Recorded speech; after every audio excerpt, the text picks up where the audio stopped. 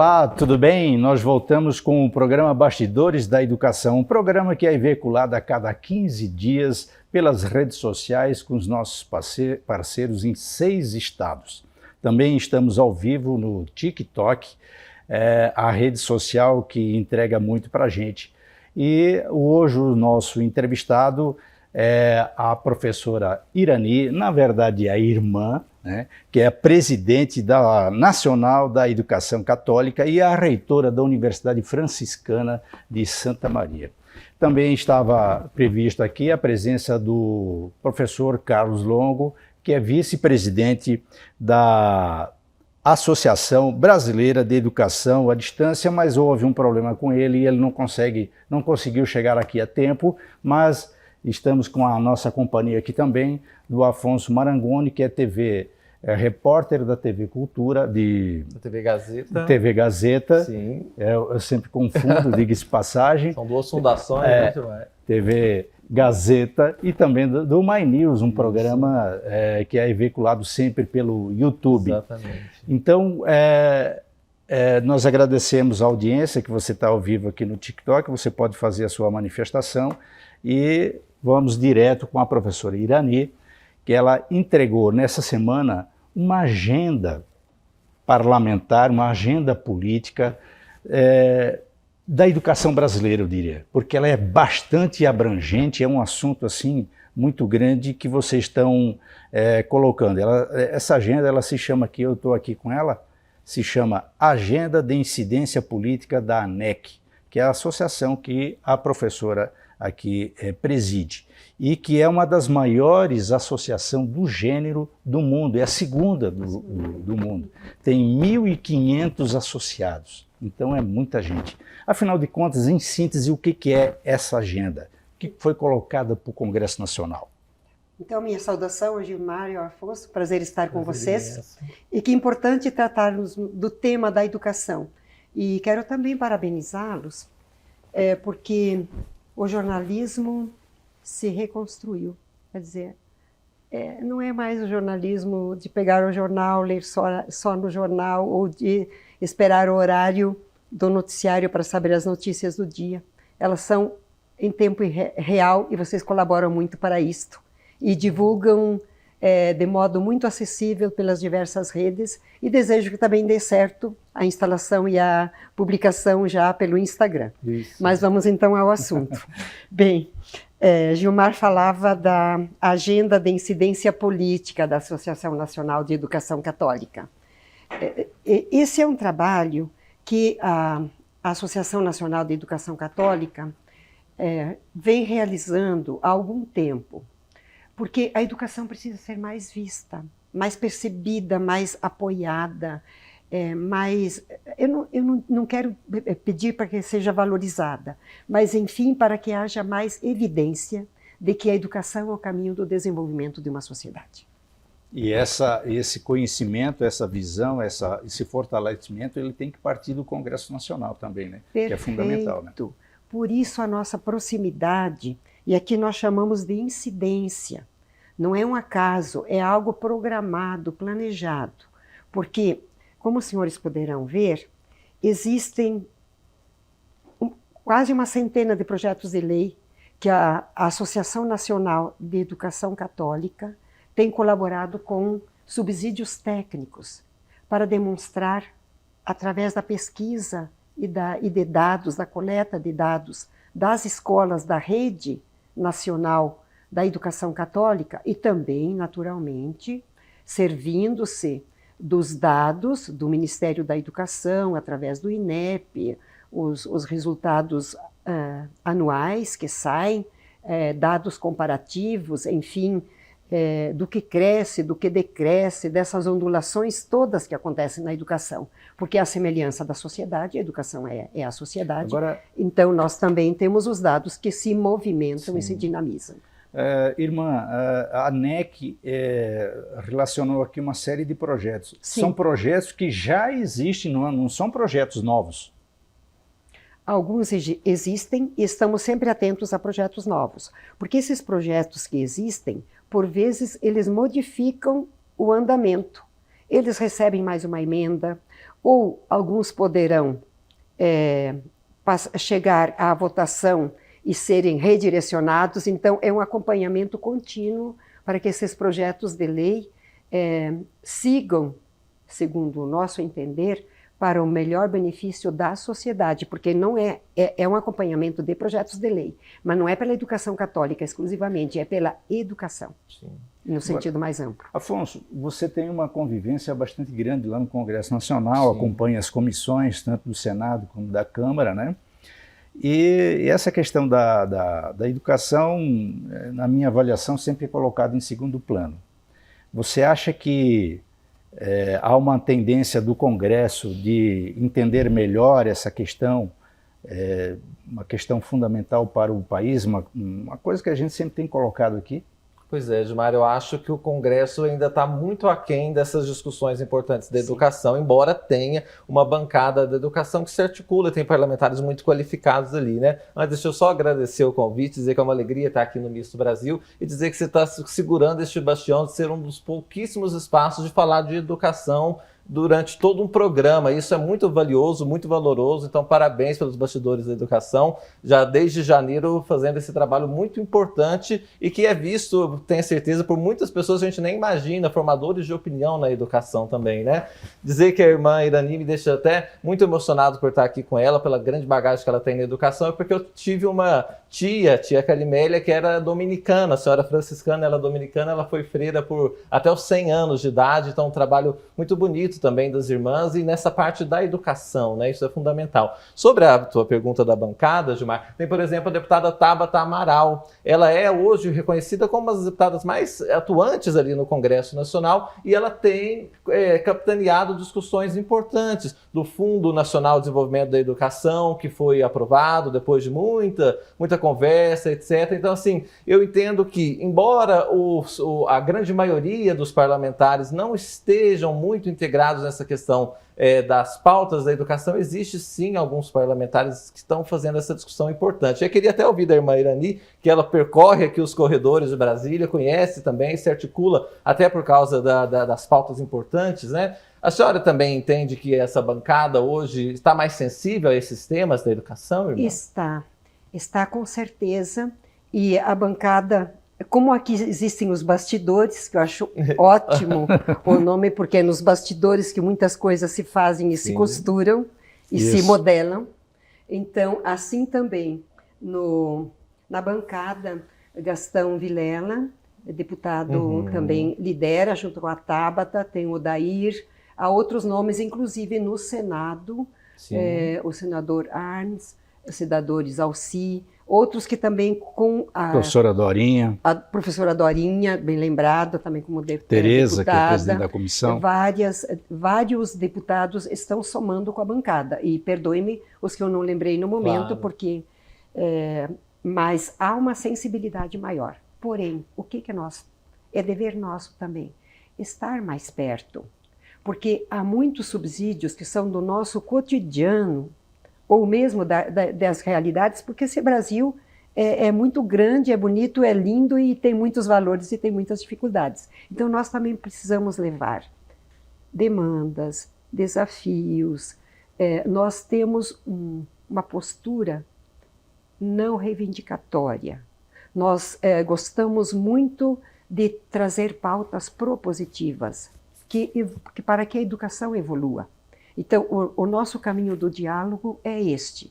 A Associação Nacional de Educação Católica se propõe não fechar os olhos para as dificuldades, cientes de toda essa realidade complexa que é a educação, mas visibilizar, mostrar quanta repercussão a educação tem em benefício da sociedade brasileira. Mas também junto com a educação católica, estão as obras sociais, que muito movimentam e educam. Eu preciso fazer jus a isto, porque muitas irmãs que são educadoras, e muitos irmãos também, e padres, e a igreja, que é educadora no sentido de ter instituições católicas, também atendem junto obras sociais. E também hospitais universitários. As universidades têm hospitais, então atendemos a saúde. Outro lugar muito rico de atividade e de formação educativa dos jovens é a extensão universitária, que atende a situações de vulnerabilidade ou de desenvolvimento, os parques tecnológicos. Então, nós estamos na ponta e na base. É um pouco complexo dizer tudo isto, mas para dizer que é um leque vastíssimo. Ok, voltamos aqui com o Bastidores da Educação, um programa que iniciou em janeiro, do site de notícias mistobrasil.com, que é um case do Google. Nós também temos parceiros no Paraná, na Paraíba, Maranhão, Santa Catarina, Piauí, Goiás, que reproduzem esse programa que nós estamos gravando também e transmitindo ao vivo pelo TikTok, mas a gente grava esse programa ele entra nas televisões e portais de notícias nesses 6 estados aqui, irmã.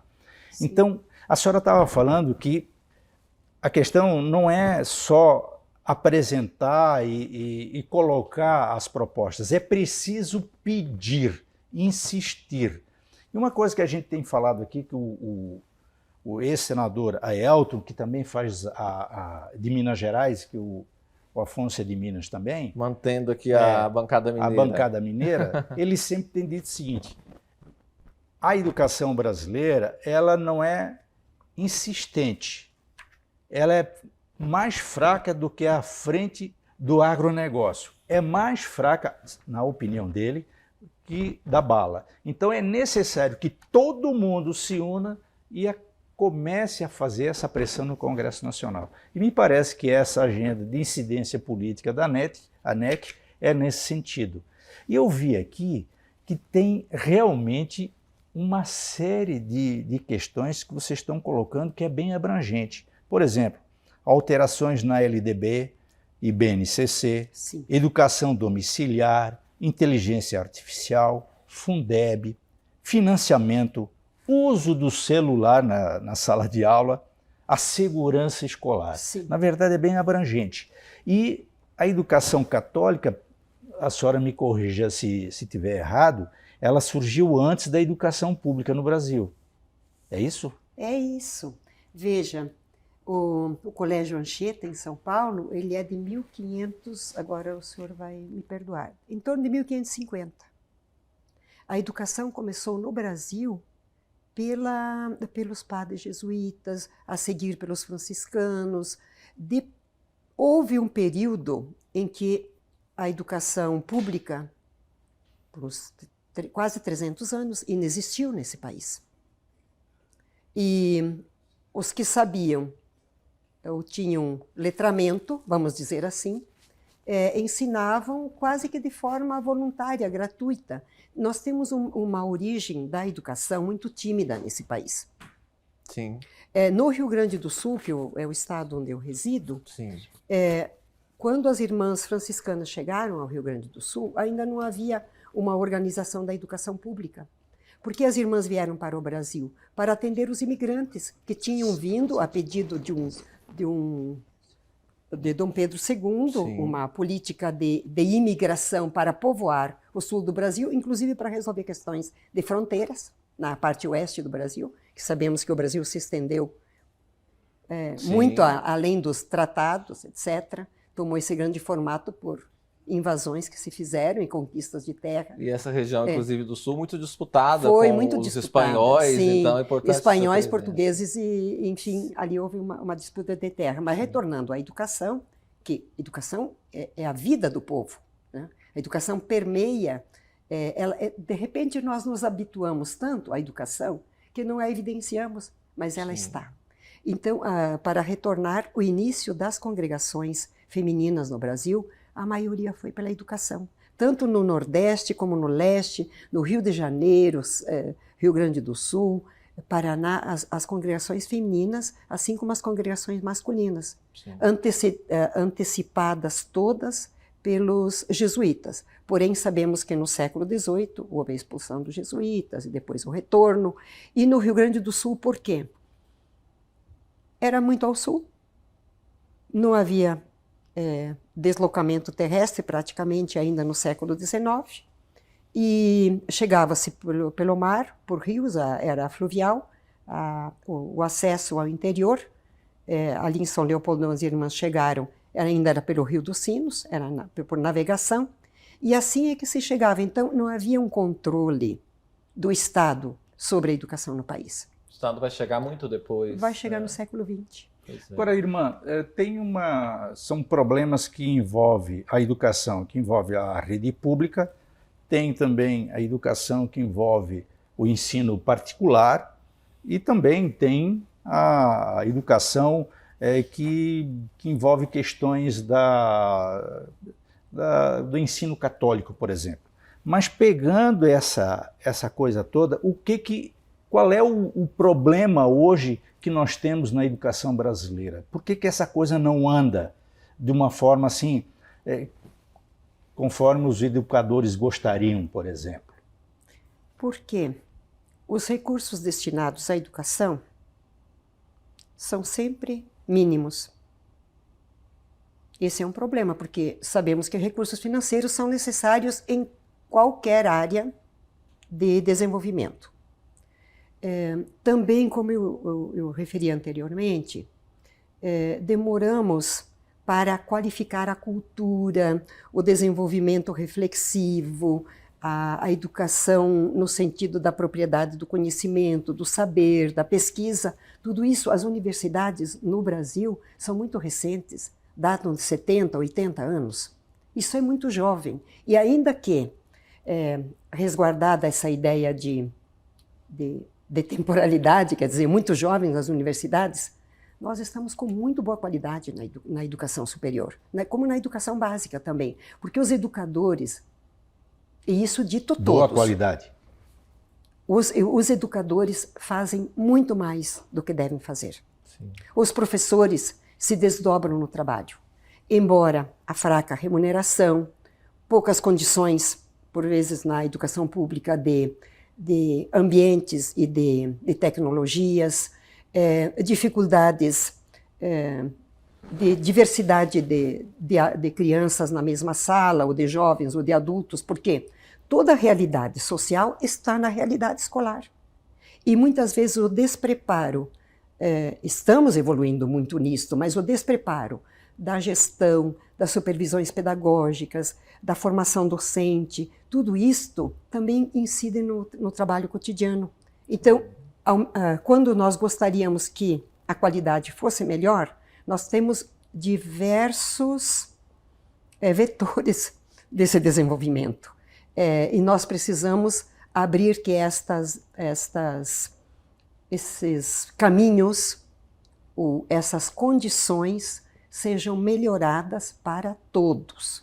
Sim. E a educação católica, ela não é exclusivista pela educação católica. Nós pensamos a educação, por isso, quando o senhor tomava ali a questão, Lei de Diretrizes e Bases da Educação Nacional é para todos.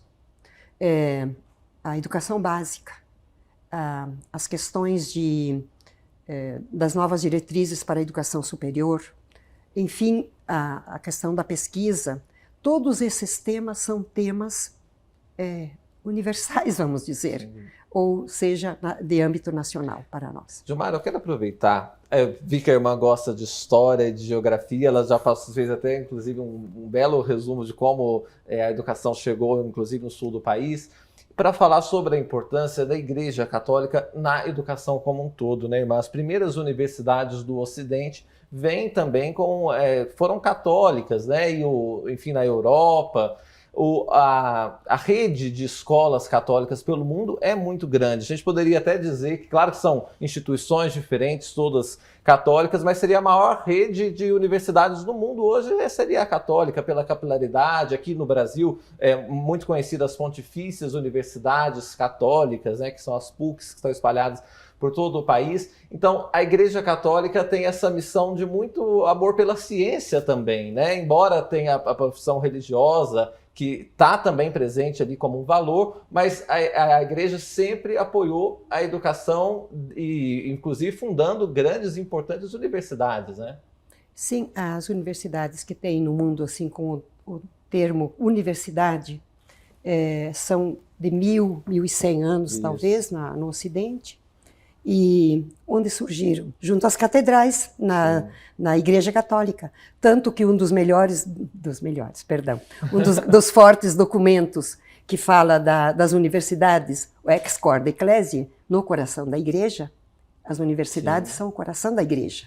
Porque, ao contrário do que algumas pessoas pensam, mas é por desconhecimento, pensam que há dicotomia entre fé e ciência. Não existe. No coração da Igreja surgiram as universidades. Então, a Ex Corde Ecclesiae, como a Veritatis Gaudium, que é do Papa Francisco, que é a sabedoria da verdade, recente, há uns 10 anos, esta encíclica, nos falam da unidade necessária para a integralidade da educação, razão, ciência. O Papa Francisco chega a dizer mente, coração e mãos, a educação integral, com o Pacto Educativo Global. Quer dizer, você lembrava muito bem, a Igreja Católica Apostólica Romana tem universidades em muitos países no Brasil e existe a Federação Internacional de Universidades Católicas. E também a ODUCAL, que é a Organização Latino-Americana de Universidades Católicas. Então, nós temos redes de espalhamento, há um fortalecimento que quase a sociedade desconhece. Mas, ótimo, vocês estão nos colocando também, através desses bastidores, em evidência de que existimos. Vou provocar mais uma vez aqui, quer dizer, ciência e religião não há uma diferença, um limite ali. É por isso que as faculdades aí podem investir mais em ciência, em pesquisa, né, em tecnologia. Mas eu queria chegar aqui no ensino básico, por exemplo. Sim. Aqui na agenda de incidência, vocês colocam que tem a inteligência artificial, o uso do celular, né? Qual é o entendimento que vocês têm a respeito disso? Porque isso é um assunto novo, mas também é um assunto polêmico, né? E é um assunto, como a inteligência artificial, é uma coisa que vai muito rápido. Como é que vocês estão tratando isso dentro da educação católica? Então, veja, são 2 aspectos. O da inteligência artificial, o que é inteligência artificial? É uma ferramenta. É uma ferramenta que se pode usar positivamente na educação, porque reúne os conhecimentos que tem acesso e podem nos dar sínteses, orientações, etc. Porém, a melhor inteligência não é artificial, que nem deveria chamar artificial, é a inteligência humana, que tem que saber usar. Então, a reserva que se tem é preparar para o uso da inteligência artificial. Do mesmo modo, o tema do uso do celular. O celular é ótimo, ele nos conecta o tempo todo, mas é preciso usar devidamente essa ferramenta, porque o celular traz conteúdo que é impróprio para uma criança, que não é adequado. Então, essa orientação nós precisamos ajudar aos pais para que limitem o uso do celular, não é o uso, é o acesso a determinados programas, aquilo que é adequado para a idade. E também sabe-se, pelos estudos mais recentes, que o uso excessivo da tela prejudica o desenvolvimento cerebral da criança. O desenvolvimento emocional, psicológico. Então, são cuidados, não é proibições. Vamos colocar isso de modo positivo. Não é proibir o celular, é orientar o uso devido para o melhor desenvolvimento das pessoas, das famílias. E só para te cortando um pouquinho, Afonso, já existe, digamos assim, um protocolo de orientação para as católicas sobre isso? Existe e não existe, porque é impossível colocar normas. Alguém já me perguntou isto. Sim. E eu fiquei a pensar até. Poxa, mas como colocar normas para o uso da inteligência artificial, um acesso, um tipo de algoritmo, outro. Então, dependendo com as condições econômicas também. E outros usam o grátis, né? Então, sim, o gratuito. Bem, por causa as condições de acesso são diferenciadas. Então, veja, o espaço da inteligência artificial é múltiplo, é um mundo. E eu posso usá-la para o bem ou para o mal, sabemos isso. Não há neutralidade nisto. Eu queria lembrar do influenciador Felca. Ele fez aquela denúncia da adultização de crianças e mostra como não há um letramento digital dos pais, que às vezes acham que o filho está seguro em casa, mas na verdade ele com essa tela está muito vulnerável a muitas coisas, né? Então, de fato, o que o Gilmar coloca aqui, os pais, a escola, ao educar a criança nesse mundo das redes, na verdade vai ter que aprender muito com elas também, porque hoje elas têm uma desenvoltura muito maior nesse uso das redes sociais. Eu estou aqui fazendo o dever de casa, Gilmar, e da agenda, que é importante, de incidência da ANEC. Tem 2 temas aqui polêmicos, mas é bom a gente trazer esses temas porque eu acho que ajuda a esclarecer as pessoas, né? Eu, no Congresso Nacional, junto com o Gilmar, a gente acompanha muito, por exemplo, acompanhou com mais força no governo Bolsonaro a discussão do homeschooling, que é a educação em casa. Queria saber a posição da ANEC contrária a esse projeto. Eu falo contrário porque eu já li aqui todo o posicionamento. Além de qualquer coisa, a educação ela é sociabilidade, né, irmã? E uma criança educada em casa, ela vai perder esses pontos de sociabilidade que são importantes. Queria o posicionamento da ANEC sobre essa questão do homeschooling e já aproveitar e emendar uma outra pauta muito cara à direita, que é o tal do escola sem partido. É uma outra coisa que perdeu força agora, não se discute mais, mas teve uma grande força e tem uma questão da liberdade de cátedra de cada um desses professores que podem se expressar, enfim, o importante é o pluralismo no ambiente escolar. Qual a posição em relação a esses 2 pontos? A senhora já vai responder aqui, vai guardando aí a resposta, porque eu preciso fala. chamar a atenção do internauta aqui do TikTok, que está ao vivo. Você pode se manifestar e também no programa você também pode comentar sobre esses assuntos, que são assuntos que não acabam em si, né? Eles têm uma sequência e uma progressão, e o importante é discutir, uma hora a gente vai chegar a uma conclusão. Ainda hoje nós não temos essa conclusão. E aí entra essa provocação do Afonso. Na final de contas, esse ensino em casa, ele é bom ou é ruim? Então, veja, as pessoas, o ser humano é um ser social. Isso nós já temos lá desde a pré-história, né? Notamos que nos desenvolvemos melhor juntos do que isolados. Naturalmente que a família é a menor célula social da sociedade. Mas os pais que trabalham pai e mãe, precisam da escola, ou a família necessita da escola, como lugar em que a criança vai estar para o seu processo formativo de aprendizagem, de convivência, etc. Quando se pensa na escola domiciliar, essa criança vai crescer por 5, 10 ou 15 anos sozinha. E depois, quando adulta, como é que vai interagir na sociedade, porque não vai ficar trabalhando só de modo digital dentro de casa se ela não se desenvolveu, porque no momento estamos falando da homeschooling no âmbito da educação básica. Sim. Mas e na educação superior, como será? Porque nós vemos também reservados os modos de educação simultânea, mas a educação à distância também deixa limitações na educação superior. Sim. Então, é importante que se preserve a convivialidade, a convivência, a socialização do ser humano. É nesse aspecto que nós defendemos a escola enquanto instituição.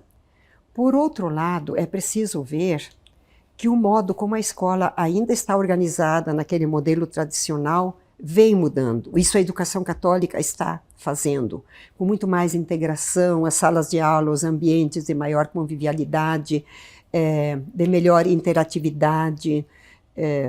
Eu acredito que estamos no direcionamento de um novo tempo para a educação, que não é possível ficar no modelo tradicional. E, inclusive, o uso do celular deverá ser integrado ao ensino nos ambientes, porque na educação superior o jovem precisa, ele acessa continuamente os dados e conteúdos pelo celular. E não é a proibição, como eu disse anteriormente, é o uso devido. Adequado para um novo tempo, porque isso vai fazer, esses mecanismos, essas ferramentas, vão fazer parte da nossa vida. Mas você me perguntou uma outra coisa. Escola sem partido. A escola sem partido. Bem, acho que não é preciso partir as pessoas. Eu já disse aos políticos, inclusive, tem muito partido. E quando as pessoas se partem, se fragmentam, elas se distanciam, elas se limitam. À medida em que nós rompemos os limites ideológicos, nós nos tornamos seres humanos mais plenos, mais integrativos, mais acolhedores, mais respeitosos, melhor desenvolvidos, mais integrados. Penso que esse processo de desenvolvimento, tudo que limita os espaços humanos, seja os tipos de habitações, os lugares de trabalho, etc., as profissões têm que ser mais interativas, o ensino mais multidisciplinar, tornando a pessoa não superficial, saber pouco de tudo, mas tem que saber algo em profundidade. Sim. Por isso também a ciência e a pesquisa. Mas o não partido, para mim, ele integra melhor a pessoa. Agora, a senhora fala que a escola não tem que ter partido. Ponto. Pacífico, para ter uma convivência humana e saudável.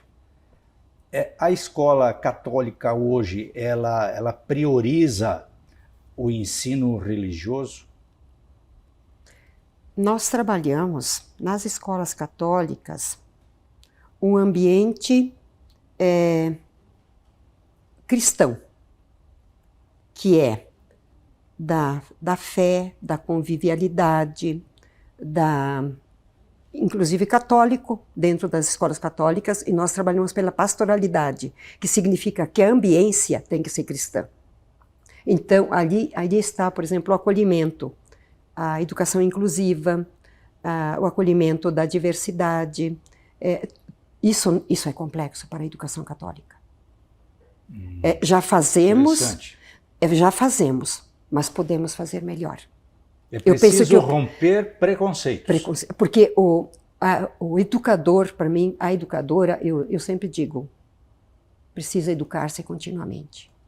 O caminho do aprendizado, o professor que ensina, isso já dizia Guimarães Rosa, né? Sim. Que quem ensina, ao mesmo tempo que ensina, aprende. Mas essa questão da diversidade, ele existe mais entre o professorado, quem ensina, ou é um problema de quem dirige a escola que tem esses preconceitos? Eu penso que esses preconceitos existem a partir da sociedade, porque muitas vezes os pais também não querem que o seu filho, a sua filha, esteja na mesma sala de uma criança autista, por exemplo, ou de uma criança que tem dificuldade visual, auditiva, etc. Então, toda a sociedade... Sim, quaisquer tipos de discriminação, lembrei estes, mas temos muitos. Então, quaisquer tipos de discriminação, eles segregam e não colaboram para...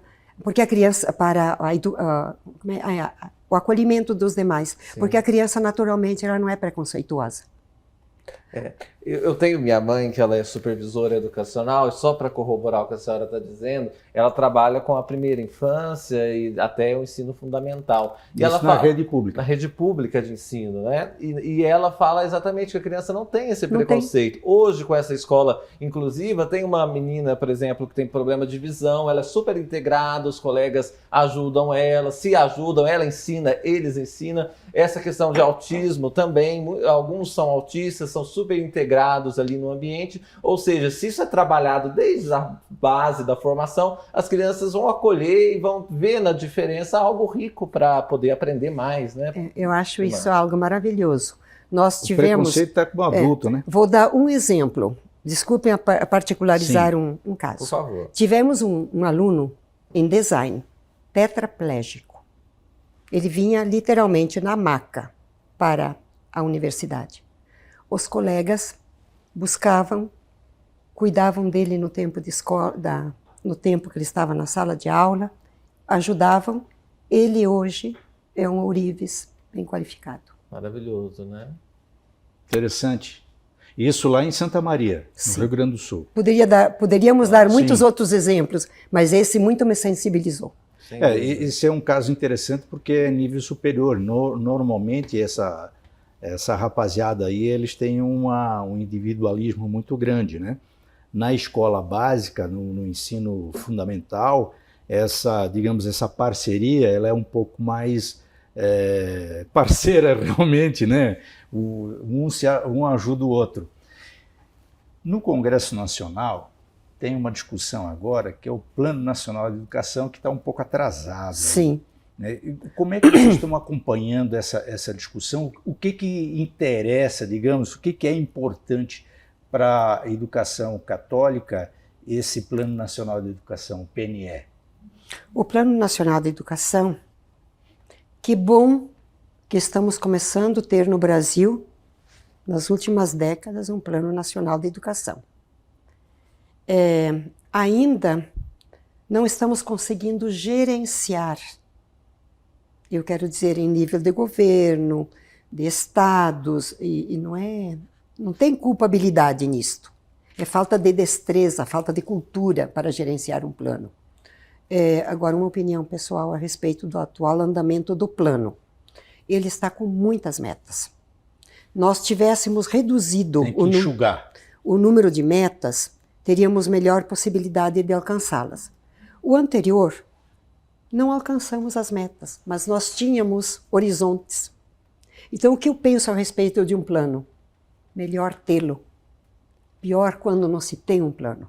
Mas é preciso aprimorar permanentemente e não deixar passar 4, 8, 10 anos um plano de educação. Não dá. Um plano de desenvolvimento institucional, em 2, 3 anos, ele fica obsoleto. Sim. Esse plano ele tem uma meta de 10 anos. 10 né? anos. É muito longo. Para o tempo atual é muito longo. Ele precisa ser realimentado. Mas não dá para definir, digamos, um plano geral e a partir de cada 3 anos fazer um ajuste? É possível, mas para isto nós precisamos fazer as interlocuções, conversar, ajustar olhares, pensamentos, ideias. Por quê? Como não se tem o hábito de fazer um plano nacional de educação nesse país, você tem poucos caminhos, Sim. você tem poucas ideias. Então, não se tem muitos exemplos de planos já feitos. Então, é preciso aperfeiçoar no próprio caminho. E o que interessa para a associação esse plano? O que chama mais atenção, o que é mais prioritário para vocês? Vamos começar, então, bem com o básico. As crianças, o número de crianças acolhidas, que ainda nós temos muita criança fora da escola no Brasil. O número de crianças acolhidas e alfabetizadas na idade certa. Essa é uma meta prioritária para o Brasil. Não podemos seguir que a criança aos 10 anos ainda não esteja alfabetizada no mundo atual. Ou que se alfabetize pelo celular. Então, esta é uma meta fundamental. Jovens fora da escola, adolescentes fora da escola. As metas de permanência e conclusão dos cursos. Então, Sim, o jovem, a não evasão. Então, estas são grandes metas que nós precisamos estar juntos também. Formação de professores, qualidade da formação docente.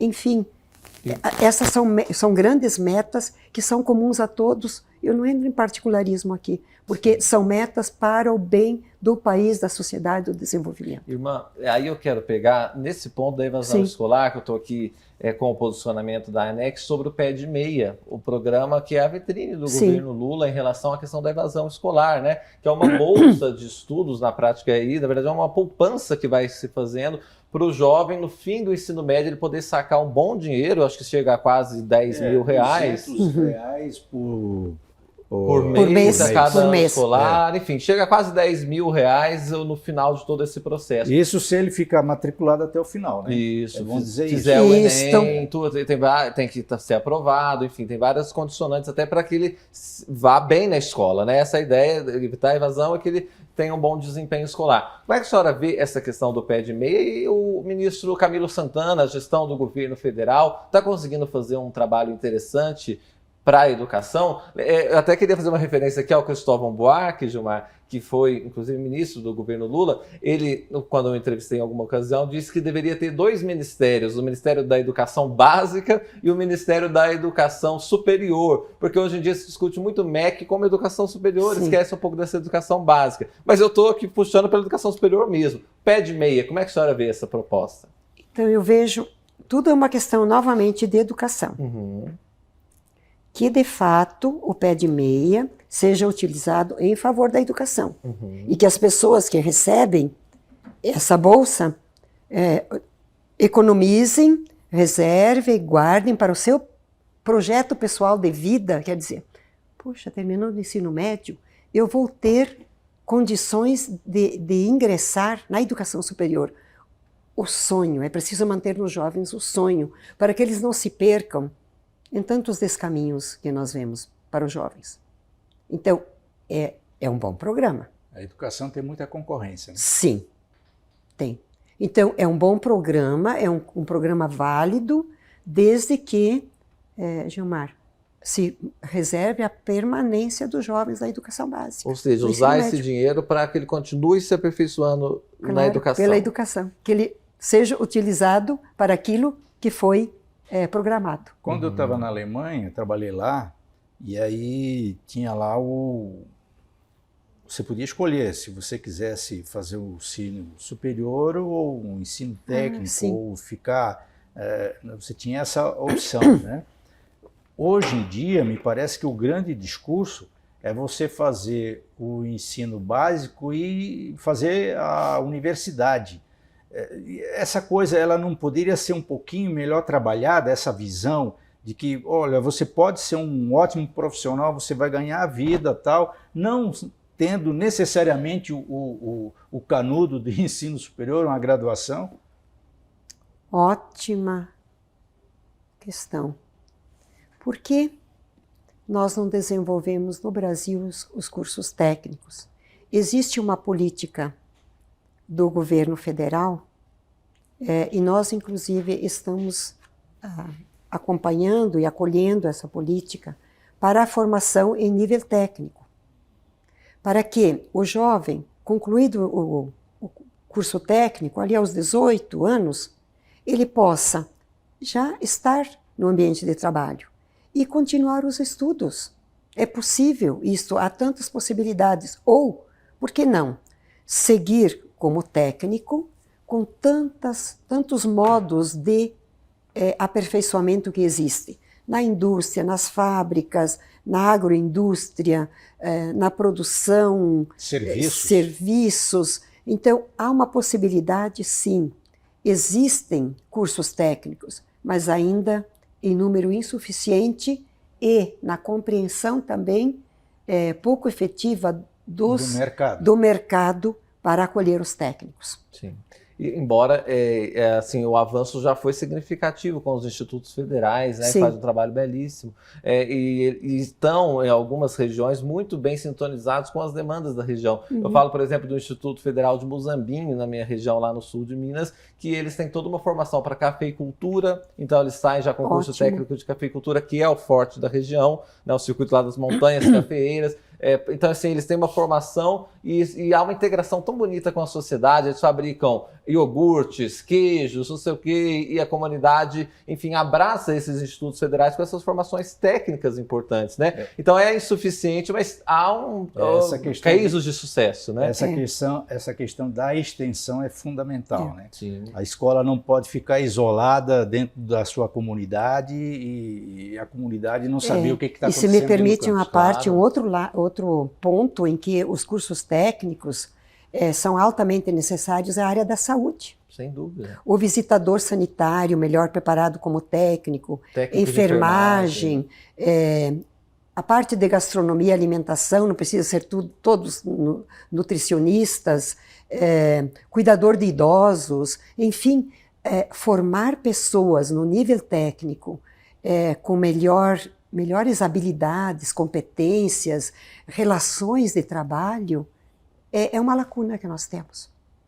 Porque parece que da educação básica para o superior está faltando aqui um espaço necessário, que é necessário seja acolhido, preenchido para o bem dos serviços, enfim, da empregabilidade e também de retorno às pessoas. Irmã, nós já estamos indo aqui para o final do programa, nós estamos agradecendo você que está assistindo ao vivo, entrou agora pelo TikTok, por exemplo, nós estamos com Bastidores da Educação, é um programa do site de noticiasmistobrasil.com, que é considerado pelo Google um case, inclusive essa produção do site, através de várias análises, serve como um parâmetro de treinamento para outros países, Índia, Paquistão, enfim.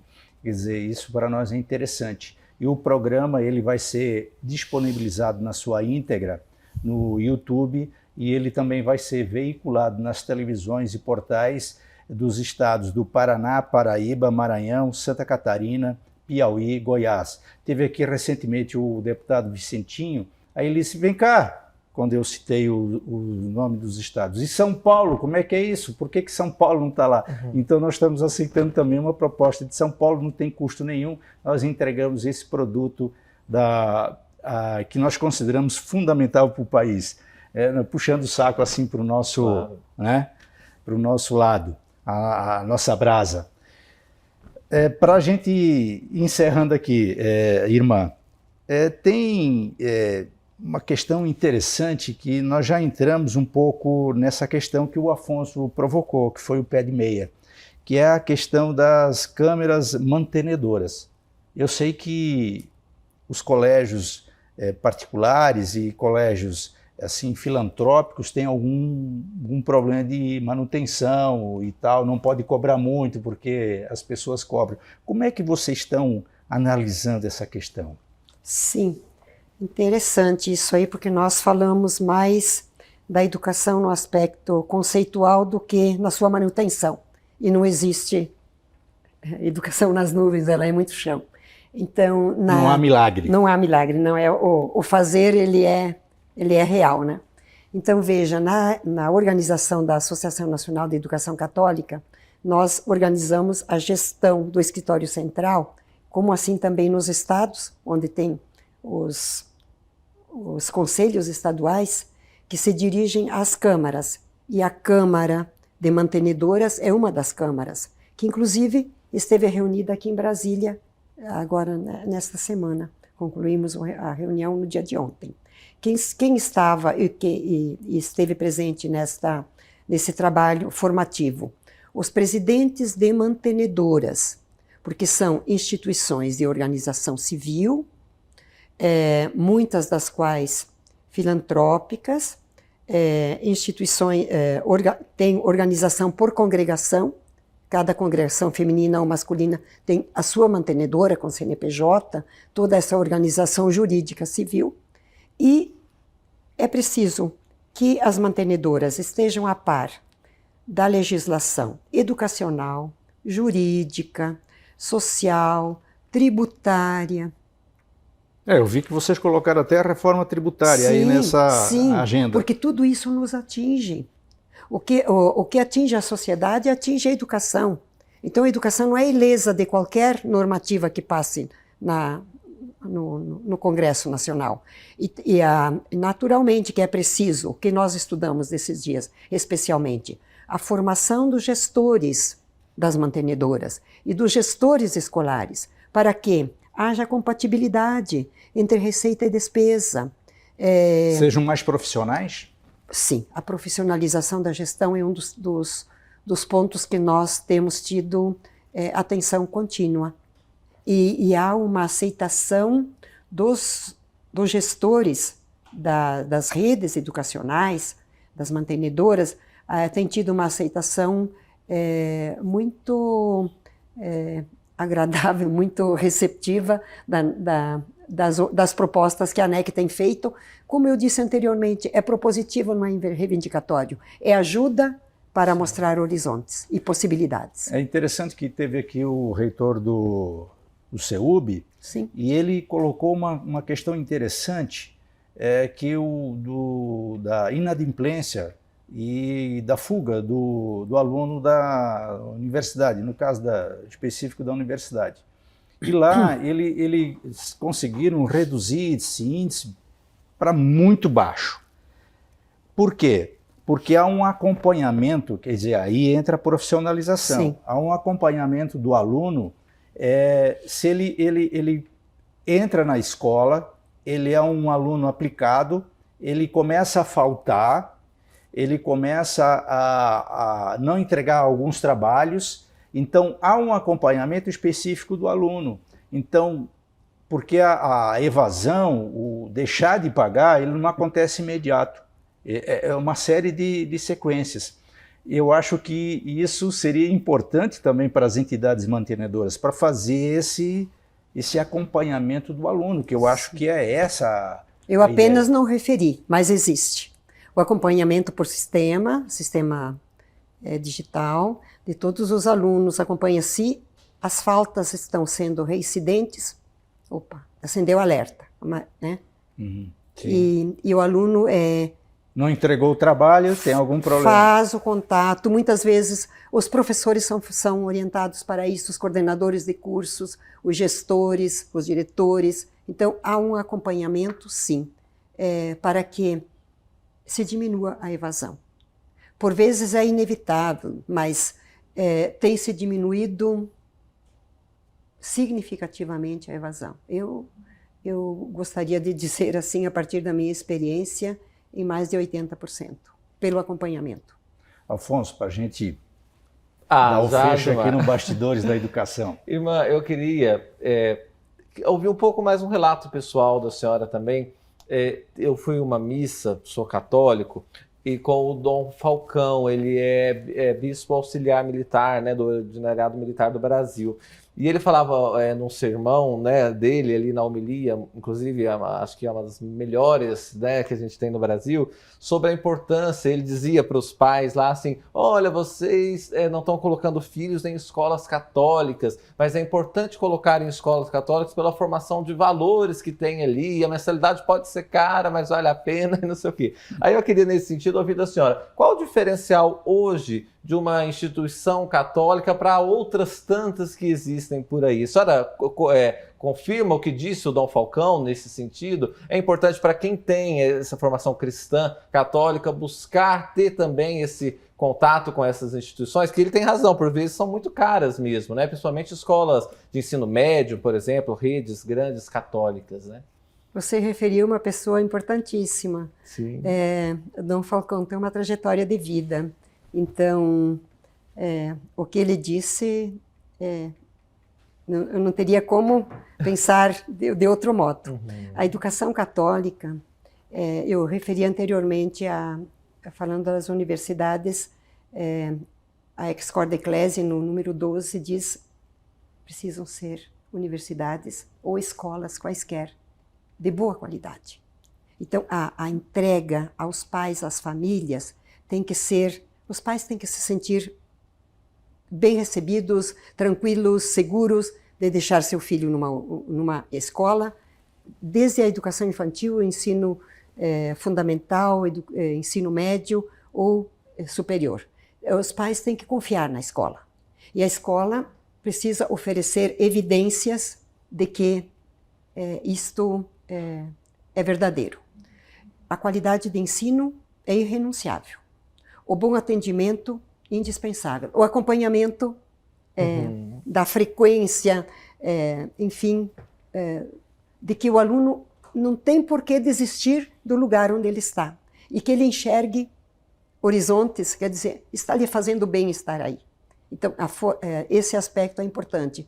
além do que se trabalha, isto sim, em toda a comunidade escolar, uma ambiência de respeito, de convivialidade, de amor, que é justamente o ensino do Mestre Jesus Cristo, do perdão, da conciliação. Da conciliação, mas que a vida humana tem sentido. Que a vida tem sentido e que ali se podem construir valores perenes, né, irrenunciáveis. E eu penso que isso tem que estar muito claro nos gestores, naqueles que coordenam, dirigem. Eles precisam ser um referencial para os professores, para as famílias, para os pais, para as crianças. Isso não é nem uma questão religiosa, né? É uma questão de humanidade. De humanidade, né? Com certeza. Mas que é uma preocupação das Sim. escolas católicas. Né? Tem que ser. Né? Tem que ser, tem que ser. Olha, sem o qual a educação católica não existe. Ok, nós encerramos por aqui o Bastidores. Então matricule os filhos na escola católica. Muito bem, valeu essa. Então nós estamos encerrando aqui o Bastidores da Educação. Nós agradecemos primeiro quem assistiu, quem vai assistir, em partes ou no todo. Nós agradecemos também aqui o Afonso, que ele é repórter da TV Gazeta e do My News. E também, claro, a nossa entrevistada, né, a irmã Irani, que ela representa aqui uma instituição muito forte, que é a ANEC, e também é reitora da Universidade Franciscana de Santa Maria, no Rio Grande do Sul. 4.000 alunos, é isso, Sim. irmã? Quase sim. Quase 5 mil alunos. Muito bem, obrigado pela sua audiência. Continue aqui com Bastidores da Educação, que o próximo programa vai ser daqui a 15 dias. A ideia era fazer a cada semana, mas ainda não temos a estrutura suficiente. Muito obrigado, até mais.